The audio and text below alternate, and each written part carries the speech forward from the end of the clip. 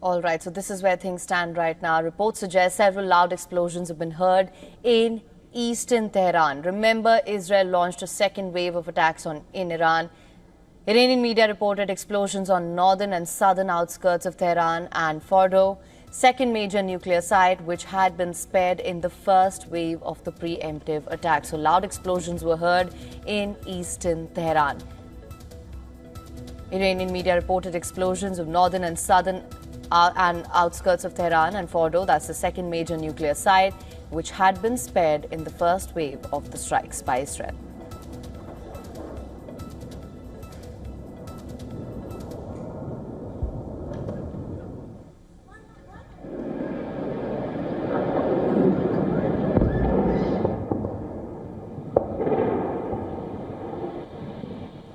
Loud explosions heard in eastern Tehran. You can see the visuals on your screens right now.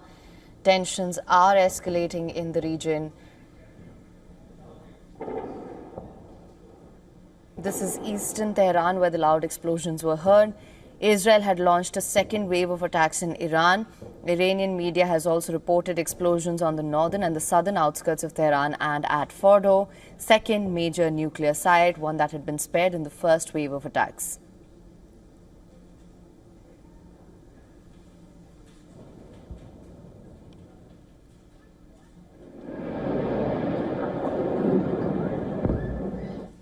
Now, of course, we've been getting you voices from experts from across the globe to understand truly what is happening and what we can expect in the days to come. We were joined by experts from across the globe on the ongoing Israel-Iran conflict. Listen into what they had to say. That the Arab world is watching very closely, Saudi Arabia in particular. The Arabs who are under Iran's aegis are watching because they need to see whether the strong horse is weakened. And the other Arab countries, such as those in the Gulf, who are members of who signed on the Abraham Accords, they are hoping for an Iranian defeat.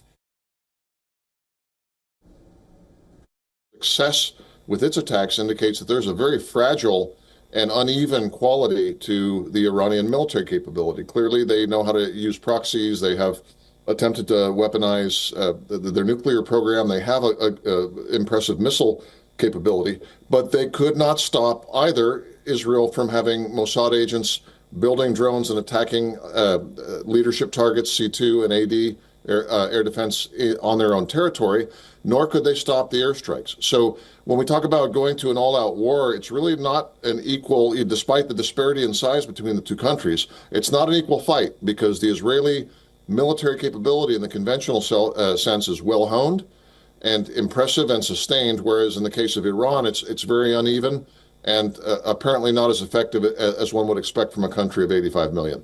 I'm a professional diplomat, so I think there's always room for diplomatic efforts.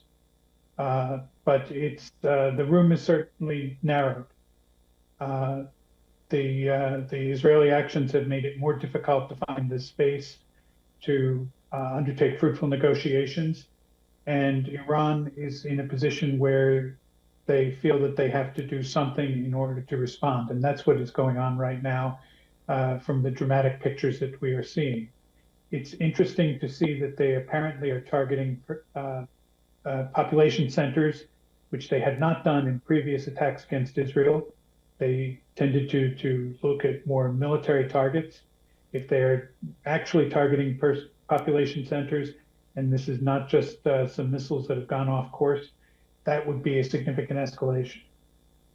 The volume of missiles that Iran has fired at Israel are not on the same scale as Operation True Promise 1 and True Promise 2.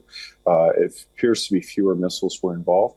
That would indicate to me that this wasn't really a planned operation, or that Iran has the capacity to keep this up on a regular basis. So just the lack of capacity and ability alone may limit Iran's escalatory reaction.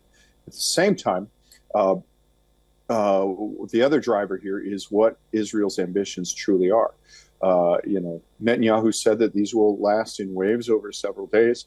I think that Iran hopes to deter Israel from doing that with this operation. But it remains to be seen if Iran can do this over several days. And after Israel's attack on Iran and Tehran's retaliation triggered a wave of developments in the West Asia region, let's take a look at the latest so far. Iran fired a barrage of ballistic missiles at Israel in a counter-strike after an unprecedented onslaught hammered the Islamic Republic's top military brass and targeted its nuclear facilities and bases. Iran's Revolutionary Guard said it had attacked dozens of targets in Israel. Iran's ambassador to the UN said Friday that 78 people had been killed, 320 wounded in the first wave of Israeli strikes. Air raid sirens and explosions rang out across Israel after Prime Minister Benjamin Netanyahu addressed the nation to warn he expected several waves of Iranian attacks in response. Smoke was seen billowing above the skyscrapers in downtown Tel Aviv. Israel's firefighting service said its teams were responding to several major incidents resulting from Iranian missile attacks. These included efforts to rescue people trapped in a high-rise building.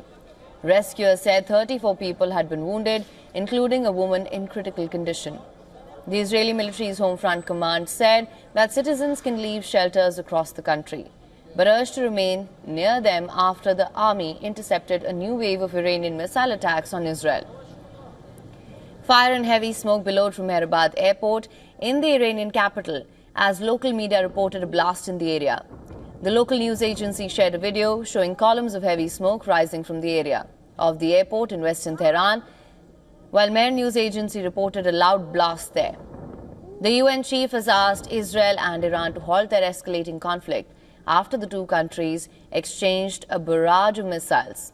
He said, "Enough escalation, time to stop. Peace and diplomacy must prevail." His statement comes after Israel's preemptive strikes on Iran and Tehran's counterattack.